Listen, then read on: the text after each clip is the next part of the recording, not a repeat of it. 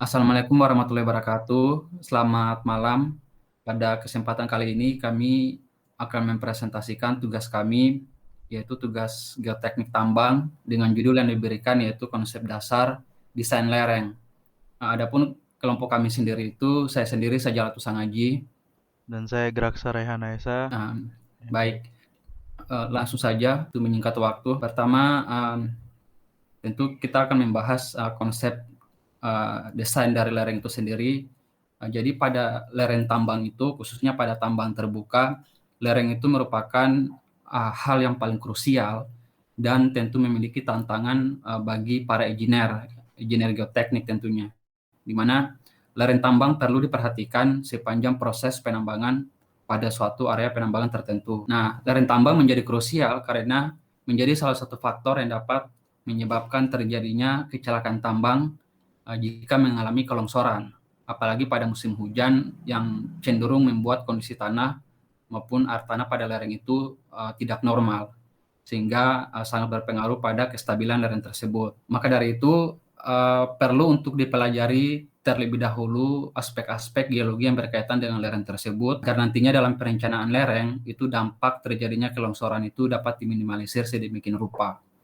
Nah, selain itu, perencanaan lereng tambang juga perlu memperhatikan ketentuan-ketentuan yang telah ditetapkan oleh perusahaan dalam aspek keamanan itu sendiri, dan juga tentu aturan-aturan yang telah ditetapkan sama pemerintah. Lereng tambang didesain sedemikian rupa untuk memberikan beberapa keuntungan seperti pada aspek keamanan, seperti yang tadi dijelaskan, dan juga perolehan dari bahan galian, yaitu biji atau batu bara itu sendiri, yang lebih optimal dan juga pengembalian modal bagi perusahaan.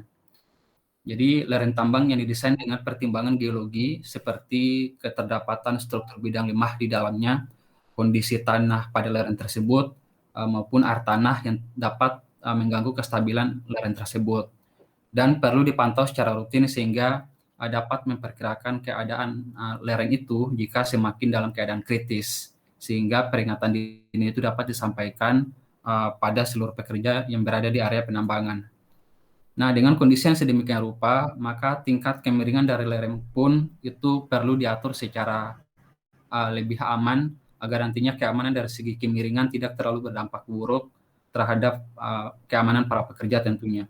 Desain pada lereng yang masih memiliki cadangan bahan galian di dalamnya dan masih bernilai ekonomis tentunya itu diatur juga bagaimana lereng tersebut bisa digali sampai pada batas keamanannya. Dengan melakukan hal ini, maka bahan galian yang tadi berupa ore ataupun batu bara itu dapat diperoleh lebih optimal sehingga nantinya bahan galian tersebut tidak terbuang secara percuma. Nah, dengan perolehan tersebut, maka akan berpengaruh juga pada pendapatan perusahaan tentunya dari hasil penjualan bahan galian tersebut. Nah, dengan kata lain, pengembalian modal awal itu dapat dicapai.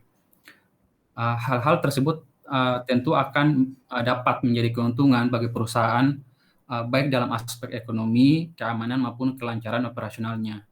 Dengan syarat tadi, jika kestabilan lereng itu dapat dipertahankan dalam jangka waktu yang lama, bahkan kalau bisa dipertahankan sampai umur tambang itu berakhir. Next, berikut ini merupakan geoteknik untuk industri pertambangan. Jadi slide ini merupakan keterkaitan antara tinggi atau sudut lereng dan hubungannya dengan keselamatan dan juga keekonomisan itu sendiri. Jadi dari grafik ini bisa dilihat jika tinggi atau sudut lereng itu semakin ke kanan, maka untuk tingkat keekonomisannya itu akan semakin tinggi dan sedangkan untuk tingkat keselamatannya itu semakin rendah.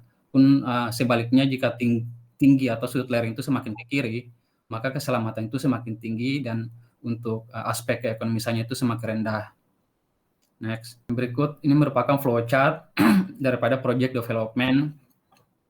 Uh, Pengembangan project itu tentu perlu mengetahui adanya deposit daripada mineral ataupun batu bara. Nah, dari pengetahuan tentang keterdapatan bahan galian tersebut, proyek tersebut nantinya akan ditingkatkan. Nah, berikutnya nanti masuk pada tahap stakeholder requirement, di mana membutuhkan beberapa persyaratan seperti ekonomi, itu ekonomi risk atau risiko ekonomi yang mungkin akan terjadi, dan juga dalam faktor lingkungan dan juga aspek politik. Nah, kemudian dari stakeholder requirement tadi, maka dapat masuk pada tahap main design atau desain daripada tambang itu sendiri. Dan juga membutuhkan di sini ada 2 input, yaitu resource atau sumber daya, dan juga slope design atau desain daripada lereng itu sendiri. Nah, dari sini nantinya akan direview. Jika ternyata dari main desain tadi yang setelah di-review ternyata kurang, maka berpotensi untuk ditolak dan lebih lanjut lagi bisa diberhentikan. Tetapi nanti bisa dikembalikan kepada tahap awal dari project level ini untuk diperbarui. Tapi ketika bagus maka akan diterima, dan pada tingkatan tertinggi lagi level tersebut dapat ditingkatkan levelnya dan kembali pada tahap awal tadi di project level. Next, ada beberapa dampak dari terjadinya kelongsoran lereng itu sendiri. Jadi ada 3 faktor. Yang pertama itu faktor sosial atau keamanan, kemudian faktor ekonomi, dan juga pada faktor lingkungan atau peraturan. Dari dampak secara keamanan dan sosial itu tentu nantinya akan menimbulkan kehilangan nyawa atau luka itu pada para pekerja yang terdampak longsor, dan kemudian adanya kehilangan daripada pendapatan pekerja itu, kemudian akan hilangnya rasa percaya diri daripada para pekerja karena rasa trauma mereka, kemudian perusahaan nantinya akan kehilangan kredibilitas karena ketidakmampuan mereka dalam menangani potensi longsor tadi. Kemudian dalam faktor ekonomi itu tentu ada disruption of operation, itu operasional penambangan terganggu akibat pembersihan lereng yang mengalami longsor. Kemudian loss of ore tentunya adalah kehilangan bahan galian karena tercampur dengan material tanah tadi, sehingga kualitas daripada bahan galian itu akan tidak terlalu bagus. Kemudian loss of equipment, kehilangan peralatan penunjang yang rusak akibat daripada longsor itu sendiri. Kemudian increase stripping, yaitu peningkatan pengupasan tanah, ya sejumlah BCM tanah yang akan digali lagi dan tentu membutuhkan biaya tambahan. Kemudian biaya cost of clean up, biaya pembersihan tadi akibat longsor, dan juga kehilangan pasar akibat produksi yang tidak mampu memenuhi permintaan. Nah, dan faktor terakhir yaitu faktor lingkungan atau peraturan. Jadi longsor tadi berdampak pada lingkungan karena memungkinkan terjadinya penumpukan tanah pada aliran air yang sekiranya berada di sekitar area penambangan. Nah, dari dampak ini tentu air sungai tersebut akan mengalami kekeruhan, dan dampaknya tentu pada makhluk hidup di sekitarnya, yaitu manusia, tumbuhan maupun hewan yang memanfaatkan sungai tersebut. Kemudian increase regulation, di mana peraturan mengenai keamanan lereng tadi akan diperbarui agar nantinya kejadian longsor yang terjadi itu tidak akan terulang di waktu yang akan datang. Dan kemudian closure consideration, bila memungkinkan jika dampak dari kelongsoran lereng itu sendiri berakibat fatal, maka kemungkinan pertambangan perusahaan tambang tersebut akan ditutup. Nah, berikut dampak dari potensial kecuraman lereng. Jadi jika suatu lereng tambang itu semakin curam, maka potensi terjadinya longsor itu semakin tinggi. Maka dari itu pengaturan kemiringan daripada lereng itu perlu diatur sedemikian rupa sehingga faktor keamanan dapat dijangkau. Nah, apabila pada satu lereng tambang itu terdapat bahan galian lain dan ternyata itu bernilai ekonomis dan masih bisa digali, maka bahan galian tersebut bisa diambil, tetapi nantinya ada sejumlah BCM tanah tertentu yang akan digali. Nah, dan dari penggalian tanah tersebut tentu akan merubah kemiringan daripada lereng tersebut. Jadi dari lereng itu perlu juga diatur kecuramannya. Next. Nah, berikut merupakan terminologi dari lereng itu sendiri. Pertama, dari skala yang paling kecil ada single bench, dan juga yang secara keseluruhan yaitu overall bench, seperti pada gambar di bawah. Nah, untuk bench tunggal itu komponennya itu yang secara vertikal itu merupakan tinggi daripada bench, yang secara horizontal itu merupakan lebar daripada bench, dan tentu yang kemiringan itu kemiringan daripada bench itu sendiri.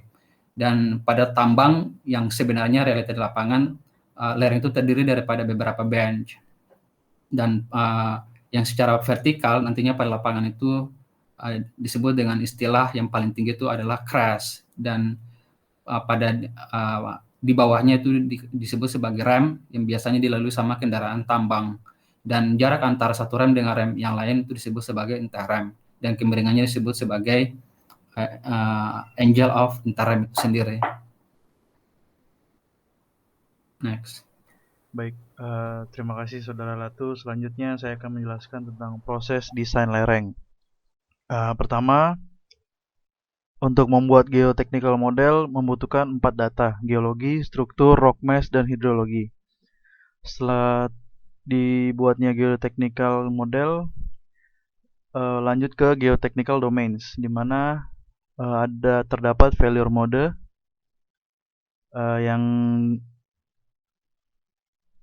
yang diukur dari kekuatan dan strukturnya. Lanjut ke desain sektor.